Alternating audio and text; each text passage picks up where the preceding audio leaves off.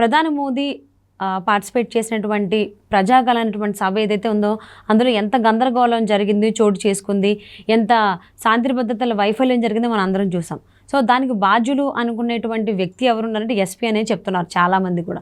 మరి పల్నాడు జిల్లా ఎస్పీ రవిశంకర్ పైనే మొదటి వేటు పడేటువంటి అవకాశం ఉంది. సో ఆయనకు ఆ బాధ్యతలు అప్పచెప్పారు. ఆయన బాధ్యతలు ఆయన నెరవేర్చలేదు కాబట్టి ఆయన మీదే ఫస్ట్ వేటు ఈసీ వేసేటువంటి అవకాశం ఉంది అన్నట్టుగా వార్తలు వినిపిస్తున్నాయి. మరి అంశానికి సంబంధించి మనతో మాట్లాడడానికి, వారి విశ్లేషణని మనతో పంచుకోవడానికి ఈరోజు మనతో పాటు ఉన్నారు సీనియర్ పొలిటికల్ అనలిస్ట్ అంకమరావు గారు ఉన్నారు. వారితో మాట్లాడదాం. నమస్తే అండి. నమస్తే సౌజన్య గారు. సో ప్రజాగలం సభలో ఎంత గందరగోళం చోటు చేసుకుందో అందరం చూసాం.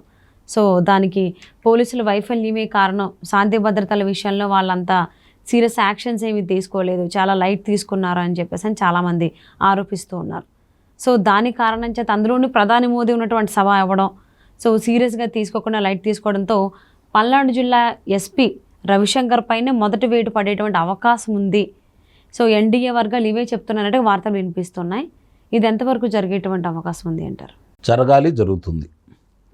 ఎందుకు జరగాలంటున్నాను అంటే ఆ రోజు జరిగిన సభకు సంబంధించి నేను కూడా ప్రత్యక్ష సాక్షిని, నేను కూడా వెళ్ళటం కూడా జరిగింది. మీరు సాక్షి అనే దానికంటే బాధితుడు అనేది అంటే కొంచెం బాధితుడిని సాక్షిని రెండు కూడా.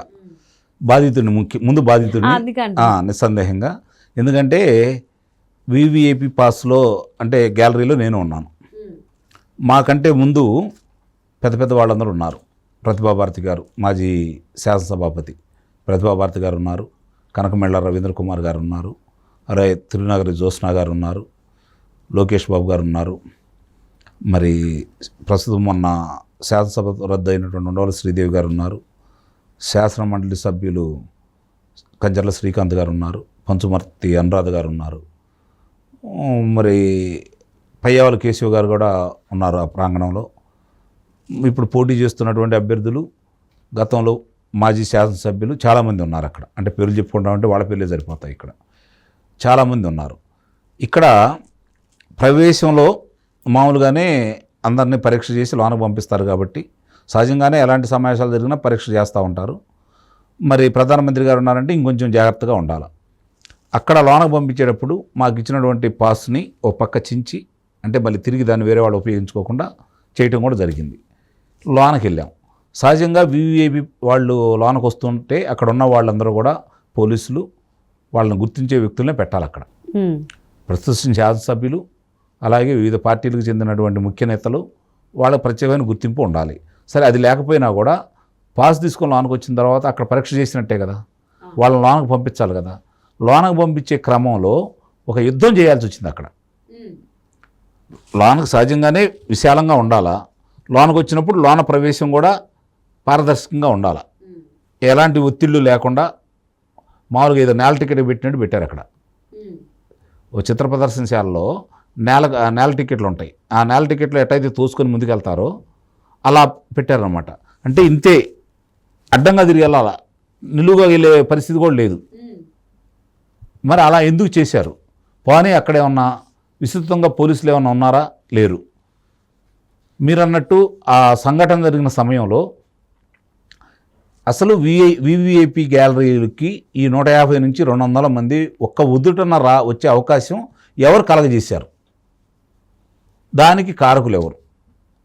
నిస్సందేహంగా ఒక ఎస్పీ ఆయనతోటే కాకుండా దీనికి సంబంధించినటువంటి డీజీపీ గారిని కూడా బాధ్యులు చేయాలి.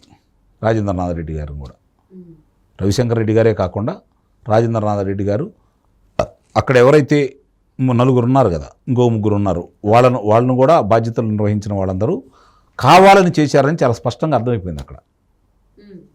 ఇది ఆరోపణ కాదు, నిజం.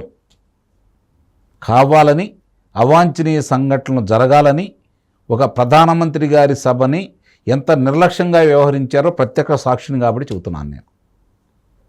చాలా నిర్లక్ష్యంగా వ్యవహరించారు.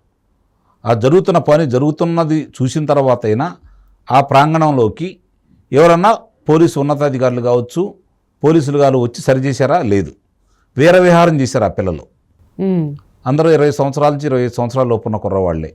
అందరూ తెలుగుదేశం పార్టీ జెండాలు కట్టుకున్న వాళ్ళు ఉన్నారు, దాంట్లో జనసేన జెండాలు కట్టుకున్న వాళ్ళు ఉన్నారు.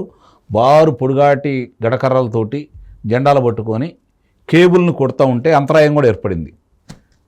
పవన్ కళ్యాణ్ గారు మాట్లాడేటప్పుడు అంతరాయం ఏర్పడింది, చంద్రబాబు నాయుడు గారు మాట్లాడినప్పుడు అంతరాయం ఏర్పడింది, ప్రత్యేకంగా ప్రధానమంత్రి గారు మాట్లాడేటప్పుడు కూడా 3 పర్యాయాలు అంతరాయం ఏర్పడింది. మరి ఇదంతా జరుగుతూ ఉంటే ఆ ఎదురుగా ఉన్నటువంటి టవర్ మీదకి వీళ్ళు ఎక్కుతూ ఉంటే అక్కడ ఉన్న ప్రధానమంత్రి గారు చెప్పారు, లేకపోతే పవన్ కళ్యాణ్ గారు చెప్పారు, అక్కడ ఉన్నటువంటి జనాభా చెప్పారు, కానీ పోలీసులు వచ్చి ఎవరినైనా దించారా? ఇది మీరు అర్థం చేసుకోవాలి. అంటే ఎంత నిర్లక్ష్యంగా ఉన్నారో. అదృష్టం బాగుండి మరో కందుకూరు సంఘటన జరగలేదు, గుంటూరు సంఘటన జరగలేదని అయితే నేను భావిస్తున్నాను. వాళ్ళు అసలు ఇవన్నీ పట్టించుకునే అవకాశం లేదు. వాళ్ళు చేయాలనుకుంది చేశారు. ఎవరైతే వాళ్ళు చెప్పి ప్రేరేపించారో వాళ్ళు వచ్చారు, చేశారు, అక్కడ నిలబడ్డారు. మరి ఎందుకో అదృష్టం బాగుండి అది దాటి ఇంకా ముందుకు వెళ్ళాల. ఓకే, కానీ అది మాత్రం పక్కా ప్రణాళికతోటి జరిగిందనేది, దానికి ఈ యొక్క అధికారులు సహాయ సహకారాలు ఉన్నాయి అనేది భావించాల్సి వస్తుంది. ఎందుకంటే అంత నిర్లక్ష్యంగా ఎవరు ఉండరు.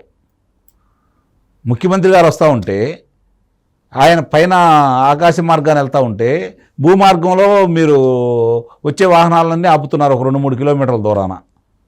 చివరికి ప్రకృతిని కూడా నాశనం చేస్తున్నారు కదా, చెట్లను కొట్టివేస్తూ ఉన్నారు కదా.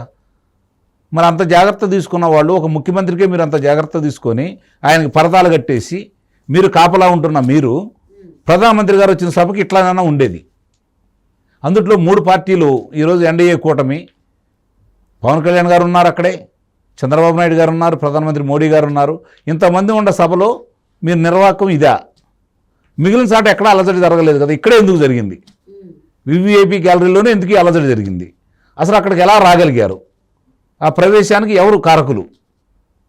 వీళ్ళు నేను చెప్పిన వాళ్ళు రావటానికే యుద్ధం చేసి లోనకు రావాల్సి వస్తే వాళ్ళు, ఈ పిల్లలు ఒక్క ఉదుటిని ఎలా రాగలిగారు? అంటే భద్రతా లోపం అనేది చాలా స్పష్టంగా మనకు అక్కడ కనపడతా ఉంది. దానికి వాళ్ళు ముందస్తు వ్యూహంలో భాగంగానే వీళ్ళు సహకరించారని అయితే నేనైతే భావిస్తున్నాను. అక్కడ దాని గురించి చూస్తూ ఉంటే నిస్సందేహంగా దిగ్గు తేల్చాలి, కారకులైన వారికి కఠినమైన శిక్ష వేయాలని చెప్పి కూడా నేను కోరుకుంటున్నాను. అంటే ఈ అంశాలపైన అయితే శాంతి భద్రతల విషయంలో సరిగ్గా లేవు అని చెప్పేసి ఈసీ ముఖేష్ కుమార్ మీనా కూడా సీరియస్ అయ్యారని వినిపిస్తోంది. అంటే ఖచ్చితంగా ఈ ఎన్నికల కోడ్ నిర్వహణ దానికి సంబంధించి ముఖేష్ కుమార్ మీనా గారు చాలా పారదర్శకంగానే ఆయన బాధ్యతలు ఆయన వ్యవహరిస్తారు అని చెప్పి అనుకోవచ్చు అంటారా? మాటలకే పరిమితం కాకూడదు, తగు చర్యలు ఉండాలి. అప్పుడు కానీ మనం నమ్మొచ్చు వీళ్ళందరినీ. మాటల వరకే పరిమితం అయితే ఎలా? గతంలో ప్రధానమంత్రి గారు ఎక్కడికైనా వెళ్ళినప్పుడు కొంచెం నిరసనకారులు నిరసన వ్యక్తం చేస్తే ఆ ప్రదేశంలో ఉన్నటువంటి పోలీసు అధికారులని విధుల నుంచి తొలగించారు కదా. మరి ఇప్పుడు ఎన్ని రోజులు అవుతుంది జరిగి? ఇంతవరకు ఎందుకు చేయలేదు? 17వ తారీఖు. అవును, ఇప్పుడు జరిగే వారం రోజులు అవుతుంది. ఈ రోజుతో 6వ రోజు. ఏం చర్యలు తీసుకున్నారు? ఇంతవరకు ఆ బాధితులు మీరు గుర్తించలేదా? ఇది ప్రజల్లో ఉత్పన్నమవుతున్నటువంటి ప్రశ్నలు. దీనికి ఏం సమాధానం చెబుతారు ఈ పోలీసు అధికారులు? నిమ్మక నీరెత్తినట్టే ఉన్నారు కదా. సో ప్రధాని నరేంద్ర మోదీ పాల్గొన్నటువంటి సభకి ఎలా శాంతి భద్రతల లోపం ఉంది అని అంటే ఇంకా నార్మల్ పీపుల్ పరిస్థితి అని చెప్పి చాలామంది అభిప్రాయపడుతున్నారు.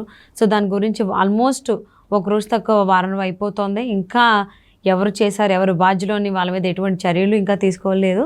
సో తీసుకుంటారని ఆశిద్దామండి. And thank you so much for spending your valuable time with us.